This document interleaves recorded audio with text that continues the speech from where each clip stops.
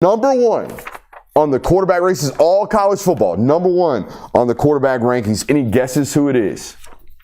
Was it Kade Klubnik? Garrett Nussmeier. No, neither. Kade Klubnik, good guess. No, I'm going good Lagway. guess. I'm going Lagway. It's not Lagway. I know you're high on Lagway dropped. Lagway dropped in my ranking. Ooh. Yeah, Lagway went down. I don't know. Because I know you're not going to put Arch there. Yeah, Jeff Brom's guy's definitely not going to be on here either.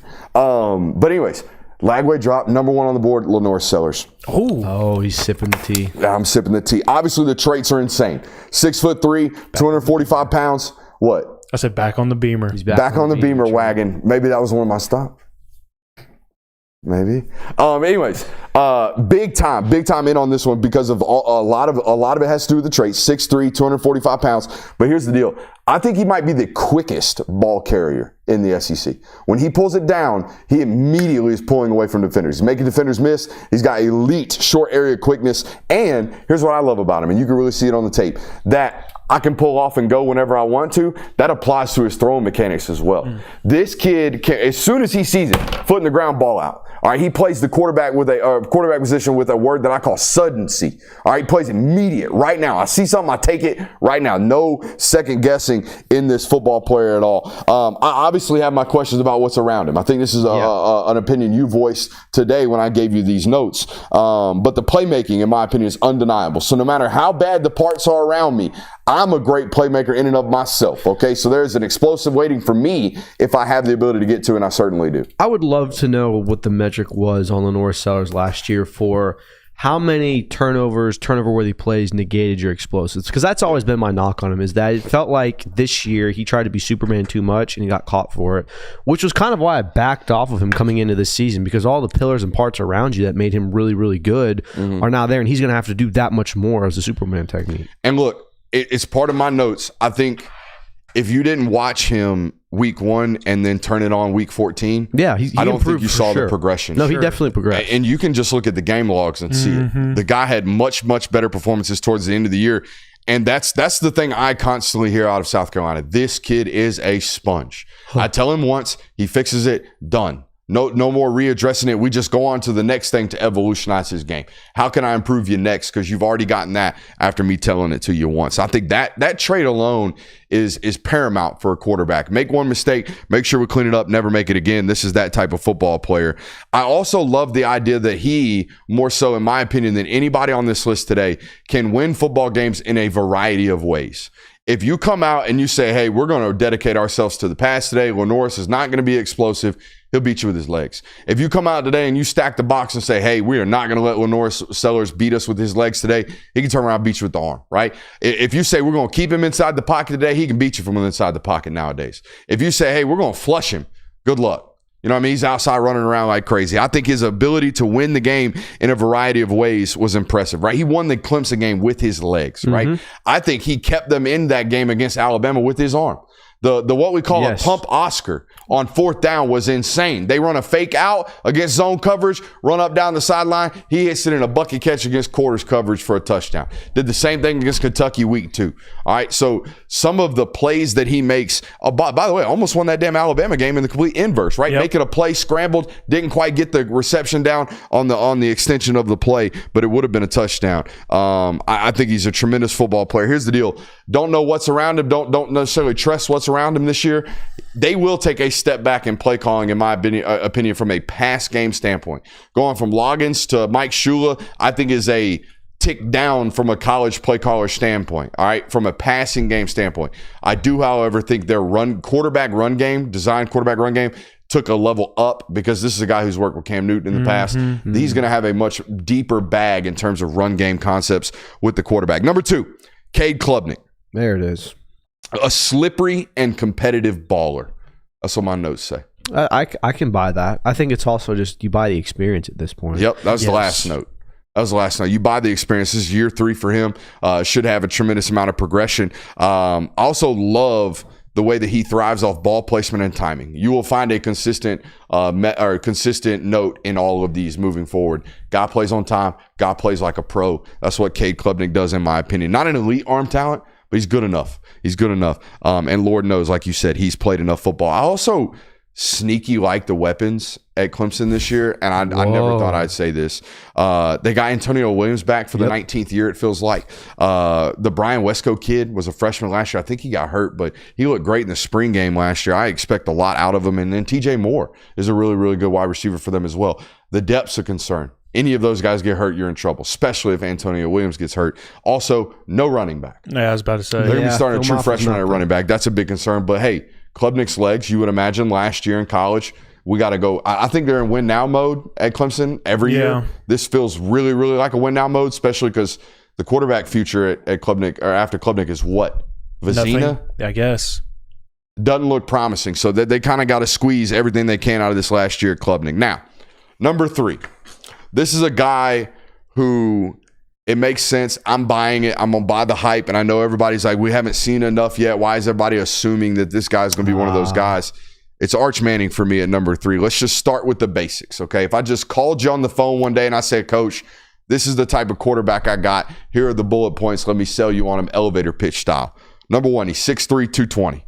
Number 2, he's a premium athlete. Like, he can really, really run, never in a bad position, just a great mover and a great athlete overall. Number 3, extremely clean mechanically. Perhaps the cleanest mechanics you'll ever study of a quarterback. Number 4, he's got elite arm talent. He can make every throw and more from every different angle you want him to. He's not this, I throw in a phone booth like my uncle's type of Manning. This is a guy, all right, from an arm talent standpoint. Oh, and by the way, because his mechanics are so consistent and so clean, he's deadly accurate. Deadly accurate. If I just told you those things, you're signing up for that guy. No matter what. Yeah, you'd have me at he doesn't throw like his uncles. Yeah, you'd have me at he doesn't throw like his uncles, and he's a better athlete than his uncles. And at the end of that, I tell you his last name is Manning. But if I gave you those first 5 bullet points, you're signing up for the guy anyways. Here's what amazed me while watching him today. Okay, here's what amazed me. Is how well he sees the field already. I mean, obviously, he's had high levels of football conversation from birth, right? He's a Manning. We get that. He knows football. He should understand football. But there's a difference between I can talk football and I can go out and apply what I just talked about. This guy can do it. Now, if I was actually showing you the film, what you will notice about him is his back. He's a back hip thrower. All right, meaning that back hip is going to be loaded when he's ready to fire at all times. So when you watch him through his progressions, you can see that back foot hit and him ready to strike, right? Meaning my feet are tied to my eyes the entire time. I'm working from 1 back over to 2. And in that Texas system, 1's over here outside the hash, 2's over here just inside the numbers, right? That's how far the progression is. And then number 3's the swing. Y'all studied Texas a lot. They don't have a lot of he's 1, he's 2, he's 3, 4, check down. It's not like that. It's he's number 1 now. That's how their system works out of Texas, mostly off of play action, running out of pistol and all that good stuff. So I was really, really impressed with how much obvious football intellect was displayed in those few starts last year. And doesn't make the same mistake twice. I told you this today. One of the notes I wrote down today was on play 14 against Mississippi State. It says very verbatim, as he gets older, I think he hits the check down here. Very next snap. It literally says, or he figures it out the next snap. I mean, it's day one stuff for this guy. He picks it up and translates it the next play. I think he's going to be great. Now, this is why he slid behind, or why Lagway slid behind Manning for me.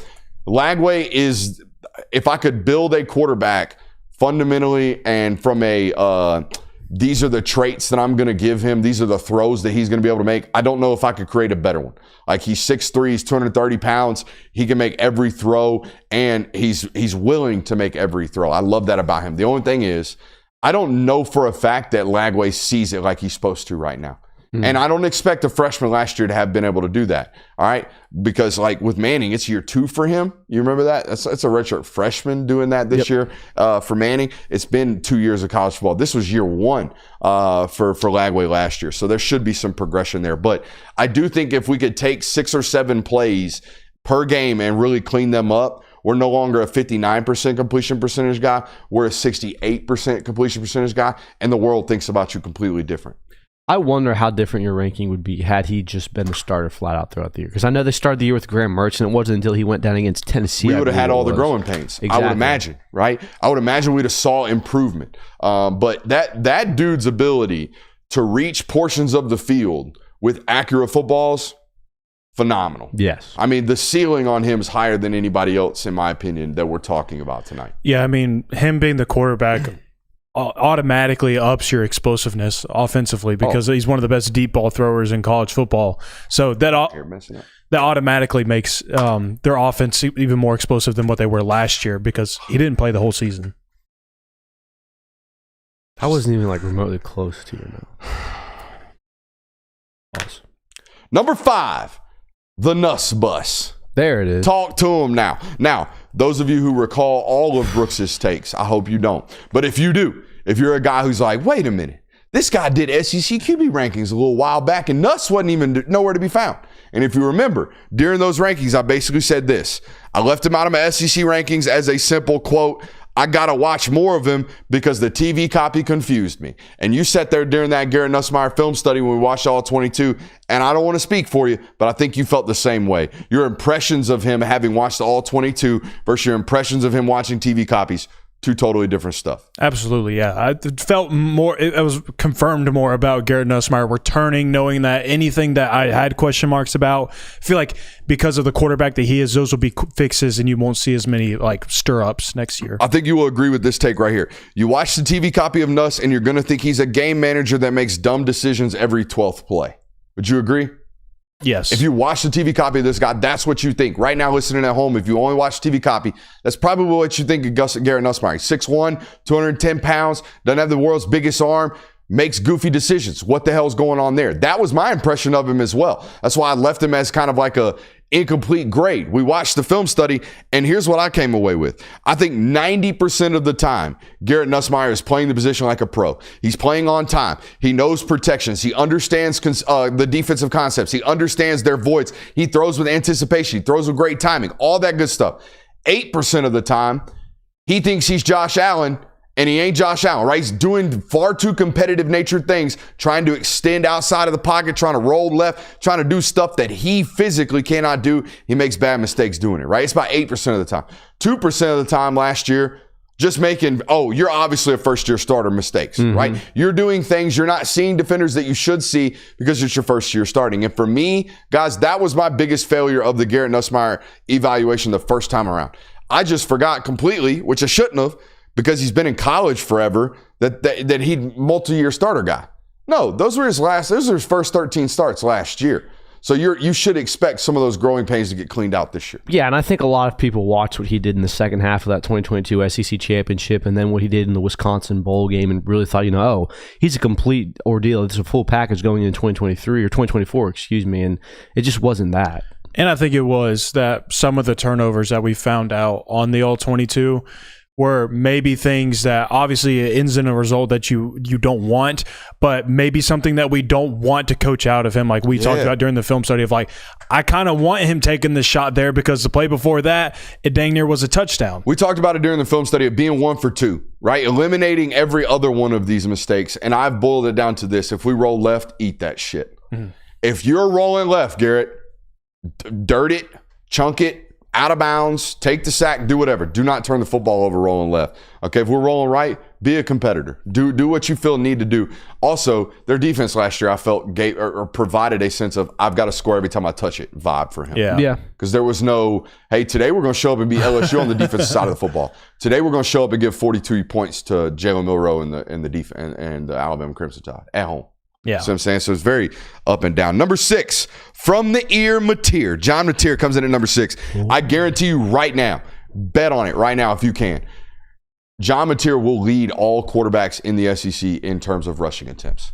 By far. I don't doubt that at all. By far. Like, it'll be him, 80 carries behind him, Lenorris Sellers. Is that sacks included? Yeah, it's because of college stat. It'll be sacks included. But this guy will have more design carries for him than any other quarterback in the conference. And from a college football standpoint, you have to evaluate that, right? He's going to add counts or he's going to balance counts, and he's going to make them a little bit more dynamic offensively. And I think, like I said, he's going to run more. They do, I think, nearly double-digit design quarterback runs every single game for John Mateer. Wow. I think it's going to be like that. I can even see in his physical body. We talked about this when we did the film study. He's gotten thicker. You can see in the spring propaganda film that they're putting out from Oklahoma that this guy is playing. He's rolling around Norman right now, 232 pounds. I can guarantee it.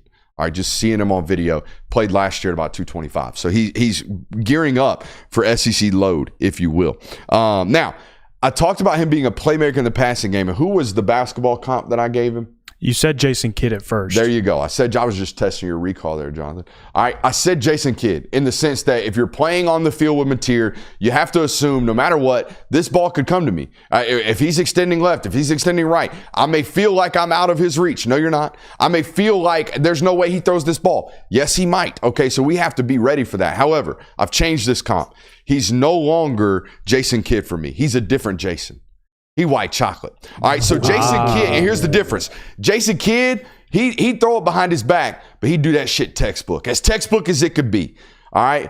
My boy white chocolate go behind the ear, hit it with his elbow, go back the other way. You know what I mean? My boy white chocolate ain't going to no-look you. He going to look over here at the other guy and then no-look you. Just a little bit extra flavor to him. Same thing with Mateer. Just way too... I am not consistent in my mechanics. That's what freaks me out. A lot of people that have watched Mateer have him in that like top 5 range, that top 3 range. I'm not touching that because I think we're just way too inconsistent in our mechanics. I got him in number 6. By the way, Oklahoma fans, plug your ears. I think Washington State had better weapons. Whoa. Yeah, I really do. Watching Washington State, watching Oklahoma last year. And by the way, they added a kid from Arkansas Pine Bluff and lost Nick Anderson. Did they get better at wide receiver? Does not sound like it. Well, we do have to remember that there was Deion Burke's back. There was a time also that entire room was hurt. It's like, hey, we're walking out walk-ons and ex-corners right now. You're right. They definitely didn't have great weapons. I don't know if it was Oklahoma's fault necessarily. 0 fundamental consistencies. Got to clean that up. Got to be willing to be disciplined with our lower half, does my man from the ear Mateer. Number 7, Nico. I was wondering when he was going to fall. 3 years in, still not attempting the last name. Iamaleava. There you go. Good. There you go. You got it. Nailed it. Nico Iamaleava. First and foremost, you have no idea how big and how good of an athlete this guy is until you watch him in person. I would tell you that right now. I was on the sideline this year for the Georgia-Tennessee game. I'm not going to say he was the best athlete on the field, but man, he ran away from Smile Mondon like he was. He ran away from C.J. Allen like he was. He ran away from a lot of people like he was the best athlete, at least in the box. Now, Malachi Starks might have gotten him down. Dan Jackson might have gotten him down. But this dude is 6'6". He's 215 pounds, and he is a full-fledged deer in open field. All right, he can really, really run, and he's got far more athleticism and twitch and natural instincts as a ball carrier than I ever thought he had. All right, he also has a far better competitive instinct about him than I ever thought he had. All right, I'm not going to say I think this of him. I think this of West Coast football players. I think West Coast football players come over here and find out just how much football means to people that live out here. And every West Coast kid that comes over here says some type of version of that. Damn, football means a lot out here. You can feel it in the way that they hit you. You can feel it in the way that they pursue you. You can feel it in the way that the football players look on the other side of the ball. It's a different level of competitive nature. Watching him get it's been talked about ad nauseum. Watch him get his helmet cracked open and then come back out the next snap and be like, hey, we're good. We're good. I just almost died, but we're good. I'm going to keep playing. All right. I love that about him. Now, here's the problem. Okay. They didn't do a very good job of creating clean pockets for him last year, and it created really bad habits. We talked about with Arch Manning, the idea that you can see him loading through his progression. You can see him tying his feet to his eyes, being ready to strike when the opportunity comes of itself. You don't see that in Nico's game. In Nico's game right now, there's a lot of my feet getting perpendicular to the line of scrimmage, and that is a nightmare. If my feet come perpendicular to the line of scrimmage, I'm automatically ball down, eyes down, pulling it and running. All right, we are not going through the progression if that's what happens. Now, here's the problem about that system in my mind. All right, a lot of people have their own opinions on it. Here's my only negative blowback. There isn't a quick process. We're not scanning the field over there. We're working half of the field because everything's outside the numbers. So when one's running a dig from the outside numbers and we're waiting for it to be a second window dig, meaning throwing it over the spot, it takes longer. He's 5-7 yards further than he normally is in a system. Normally in a system, he's maybe 2 yards inside the number. Now he's 3 yards outside the number. All right, so we got a longer time to progress, meaning one's taking longer, which means two's taking longer to get to, which means we might not get to 3 and 4. All right, so if we're not having wide receivers that are getting open in 1 and 2, and we don't have an offensive line to protect us, I'm pulling it down too. You see what I'm saying? I'm excusing some of these bad habits, but the bad habits are there. And it showed up in their deep ball accuracy. They had no wide receiver weaponry last year that was healthy at all. When Dante Thornton was available, they were explosive. When he was not, they were not. All right, period, point blank. And he's gone now. So that causes a sense of concern. All right, but they've got to get better. He's got to get better in his lower body mechanics on the deep ball, but they've got to get better at wide receiver doing so. Some of the very similar questions I got about Lenorris, like what around you is there? Right? I was talking to some SEC writers yesterday, some Tennessee guys. I'm like, hey, who's the one over there? And I was expecting to hear Mike Matthews' name. No, we kind of stumbled around the topic and figured we got to find out. That terrifies me going into what we expected to be his final year. Like, I think everyone coming out of high school expected Nico to be a 3-and-done guy. It's not looking like that right now. Number 8, Carson Beck.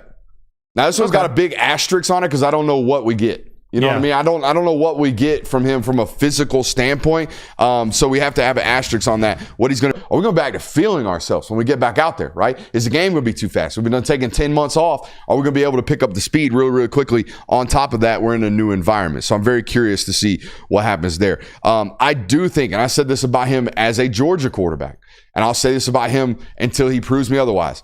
He is perhaps the best facilitator in college football right now. If everything is right, if the progression works, if the OC's doing his job, if the wide receiver's open and able to catch the football, that some bitch gonna put it on him. All right, he's accurate. He reads well. He processes well. He recalls really, really well. My problem is when things don't work out perfectly. I don't think this is an elevator. I think this is a facilitator. I think this is a guy who gets it to the open guy. And I think this bore out in his only 2 years at Georgia as a starter. Right? We have Ladd McConkey and we have Brock Bowers. Guess what we are? We're a 73% completion percentage guy. We're 28 touchdowns. We're 6 interceptions. We're 4,200 yards. We lead the nation in third down completion percentage or conversion rate, right? We're great.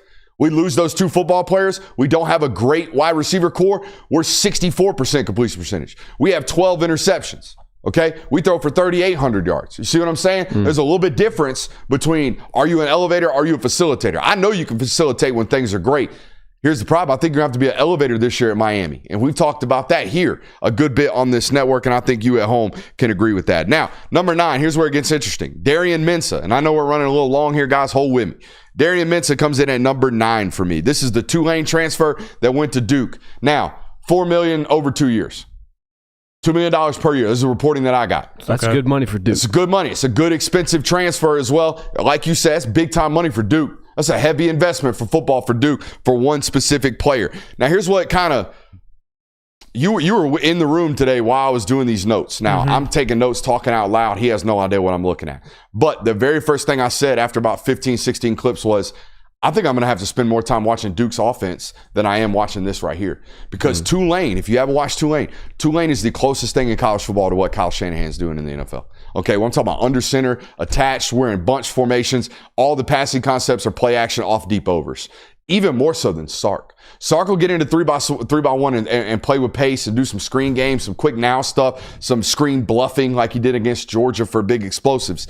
This is different. This is very pro style. Now, here's what I loved about the tape. I watched him against Kansas State. This is a 1-year starter at Tulane, by the way. Watched him against Kansas State, game 2 of his year. Has a big game. I don't know if they beat K-State, but they play him really, really tight. Okay. And I'm watching him. First clip of the game, he comes out the huddle. They got a jet motion under center out of the eye.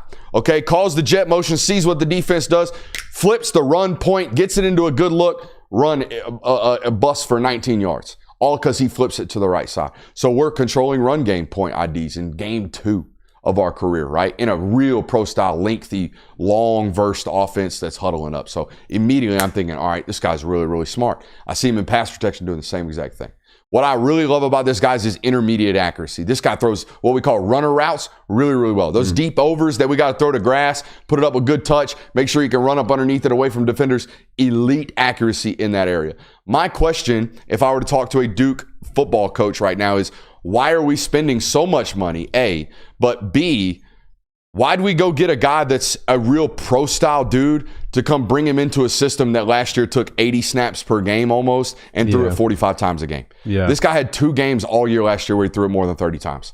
They were down in both games. There's no surprise, Right? This is a very balanced offense that he's running from Tulane, and we're bringing him into more of a conventional college spread. And I think that might just be a product of their change of scene of just who they had at quarterback last year. Obviously, Malik Murphy is a very mobile guy, did a lot more.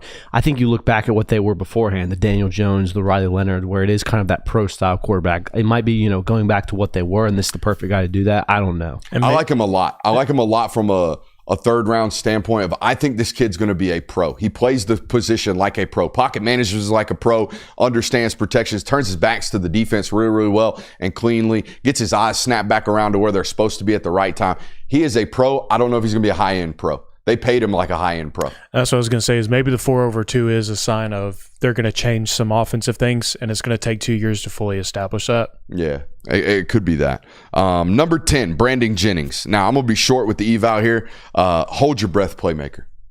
An absolute hold your breath playmaker. Now, if you're who's my head coach over there?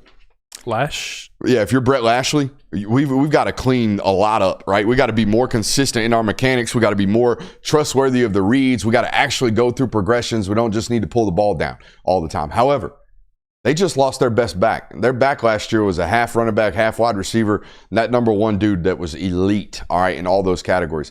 I don't know if their run game is going to feel that well this year. So I don't know how many explosives they're going to get from ball carriers. So maybe if he has a tendency to pull the ball down, we let him do it. You know what I mean? Well, some of our best runs might come from Brandon Jennings' legs next year. I don't want to be sitting here confining him to a pocket when he might be my most explosive player outside of that pocket. So there's that. Number 11, and it would have been 10, but this number 11 is a complete wild card for me. He could end up in the top 5. He could be a first-round draft pick. He could be the same player we've seen the last 3 years hoping for the potential. It's Drew Allar. Drew Allar is the biggest variance and opinion guy. And even in that article you guys talked about last week, they got him ranked number 2, and every coach is like, bro, that system was winning last year. I don't know what he is. He makes bad decisions. I don't know what he is. Offense 1, I don't know what he is. Number 2 on the board. I don't understand that. I don't know what he is. For me, he's number 11 with tremendous traits. But we're going to get into a traits talk during the local hour. Traits don't win. Traits help you win. This wins. Okay, accuracy, decision-making, and recall. That's what wins at the quarterback position. So please, please, please stop thinking that you could just throw your way to success at the quarterback position. That's not how it works, okay? It's not how it's ever worked, all right? And we've got historical data of it year after year after year after year. Jamarcus Russell didn't work out. Tom Brady, greatest of all time. There's thousands of those examples. The fact that Tom Brady is the GOAT, he is physically inferior to all other quarterbacks who are even in the discussion, right? Except for Peyton Manning, who fits this one, right? All mental, all decision making. We got a whole other hour.